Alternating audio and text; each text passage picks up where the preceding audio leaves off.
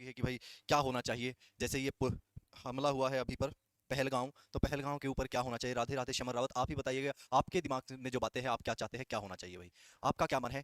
जो मुझे लगता है, मैं मेरा जो मानना है भाई, मेरा मानना इतना सा है कि सुनहरा अवसर है। क्या है? सुनहरा अवसर है, सुनहरा मौका है। गलती हमारी तरफ से नहीं हुई है, गलती उनकी तरफ से हुई है। सिविलियंस मारे गए हैं, सिविलियंस पर गोली चलाई गई है, न कि इस बार गोलीबारी किसके साथ हुई, फोर्स के साथ नहीं हुई है। तो सुनहरा मौका पीओके को लेने का। तो अगर चाहती है इंडिया गवर्नमेंट तो पीओके को अपने पास ले सकती है।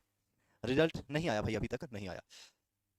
नहीं भाई, ऐसा नहीं कहा जाता है भूपेंद्र नाथ गोस्वामी, ऐसे नहीं भाई। और वैसे आपको आशीर्वाद बहुत सारा है, लेकिन मरने मराने की बात नहीं करनी है, क्योंकि किसी एक व्यक्ति की जान जाने से मुझे ऐसा लगता है, मेरा ये अनुमान है, और यहाँ तक कि मैंने कहीं ना कहीं ये चीज़ें फील भी की है कि एक जिंदगी नहीं, 4 से 5 जिंदगी पर अफेक्ट होता है किसी एक की जान जाने से। तो इसलिए ऐसा नहीं करना है। बदला, सभी बोले बदला, तो बदले की भावना मन में है। तो भाई जब बदले की भावना मन में है तो बदले की भावना ऐसे नहीं होनी चाहिए। बदले की भावना का मतलब ये नहीं है कि अभी मैं आपको एक बयान सुना दूं नरेंद्र मोदी जी का, आप कहेंगे कि सर आप नरेंद्र मोदी से चिढ़ते हो। भाई चिढ़ता नहीं हूं। जब नरेंद्र मोदी जी सीएम हुआ करते थे तो उन्होंने क्या पूछ लिया था, उनका स्टेटमेंट क्या था, तो मैं आपको एक छोटा सा नजारा दिखाना चाहता हूं। तो उसको देखने के बाद आप कहेंगे कि सर सच में जब ये जवाब मांग रहे थे तो अभी तो ये जवाब इनको देने चाहिए, अभी तो ये जवाब इनको देने चाहिए। लेकिन जब बारी आई अपनी तो तब कुछ नहीं कहा गया, तब कुछ नहीं कहा गया। सिर्फ और सिर्फ ये इस तरह से बंदिश लगाने से, हालांकि बहुत बड़ा ये एक्शन लिया है नरेंद्र मोदी जी, मैं अप्रिशिएट करूंगा इस चीज को कि ये 6 जो प्रतिबंध लगाए बहुत बड़ी बात है, जिनमें से सबसे बड़ा प्रतिबंध मेरा जो मानना है वो हो जाता है आपका सिंधु नदी समझौता, जो 1960 में हुआ था, या 1960 में हुआ था, जिसमें 80% पानी ऊपर की 3 नदियों का कहा जाता था, ये नीचे और 20% पानी भारत में रह जाता था। अब पूरा पानी रोक दिया जाएगा तो वहां हाहाकार मच जाएगा। लेकिन इसके लिए मैं एक छोटा सा आपको नमूना सुना देता हूँ कि क्या कहा था मोदी जी ने और क्या हुआ। ठीक है भाई, एक छोटा सा शस्त्र और बारूद कहां से आता है? वो तो विदेशी था, सीमाएं संपूर्ण रूप से सुरक्षा बल आपके कब्जे में है। मैंने उनको दूसरा सवाल पूछा, हमने कहा आतंकवादियों के पास कहां से आता है? भारत से आता है। अपनी निगरानी नहीं रख सकते। मैंने तीसरा सवाल उनको पूछा कि विदेशों से घुसपैठ के आतंकवादियों के रुकते हैं, भाग जाते हैं। प्रधानमंत्री जी आप मुझे बताइए, सीमाएं आपके हाथ में है, कोस्टल सिक्योरिटी आपके हाथ में है, बीएसएफ सेना सब आपके हाथ में है, नेवी आपके हाथ में है,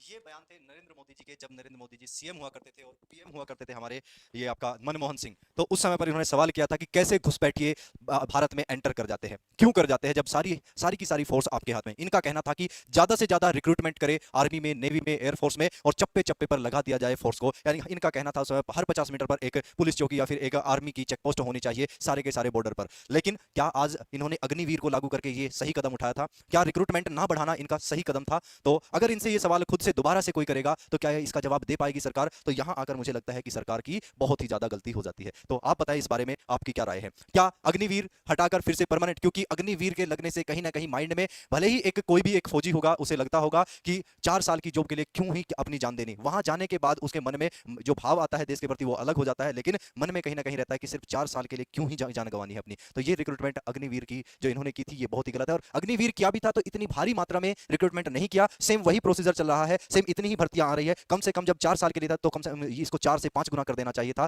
तो ये सवाल सरकार से बना रहेगा कि क्या आपने भी सही किया है। ये पूछते हैं कि कैसे उनको खाना प्रोवाइड करा देते हैं लोग, कैसे सरकार, प्रधानमंत्री जी से उन्होंने सवाल किया कि क्यों उनको खाना प्रोवाइड किया जाता है, कहां से उनके पास हथियार आते हैं, आप भी बताइए वो कैसे भारत में। अब आप प्रधानमंत्री हैं, आप अब सीएम नहीं है, अब आपसे जनता पूछ रही है मोदी जी कि क्या, किस कारण से, क्यों आए, क्या रीजन था आने का, किसने उन्हें अंदर आने दिया, उनको हथियार किसने प्रोवाइड किए। अगर यही सवाल आपसे आज पूछा जाएगा तो आप जवाब शायद नहीं दे पाएंगे। क्या रीजंस रहे होंगे? सिर्फ वोट बैंक की राजनीति कर देने से कोई काम चलने वाला नहीं है। तो अच्छे से डिसीजन लीजिएगा, हम भी अप्रिशिएट करेंगे। जैसे आपने ये डिसीजन लिया, 6 सैंक्शंस लगाए, बड़ी अच्छी बात है, हम आपको अप्रिशिएट करते हैं, लेकिन इसका बदला लिया जाना चाहिए। बदले का मतलब ये नहीं है कि कोई भी आपने एक बेस देख लिया, एक आपका कोई भी टेररिस्ट बेस होगा, मिलिटेंसी बेस होगा जिस पर कोई व्यक्ति नहीं होगा, उस पर आप एयर स्ट्राइक कर देंगे और कह देंगे हमने उस बेस को मार गिराया, वहां पर 300-400 व्यक्ति थे। ऐसे नहीं होता है, ऐसे नहीं होता है। एग्जैक्ट बिल्कुल आंकड़ा दीजिएगा और दिखाइएगा, लाइव वीडियो के साथ दिखाइएगा कि यहां से हमने ये किया है, क्योंकि सैटेलाइट आज इतनी प्रबल है, आपको पता, सबको पता चल सकता है अगर आप सैटेलाइट के जरिए दिखाएंगे आपने कौन सी स्ट्राइक की, कहां से किसको मार गिराया है। तो इतने से काम चलने वाला नहीं है। जब आप सवाल और से कर सकते हैं तो सवाल आप पर भी उठ सकता है। ठीक है,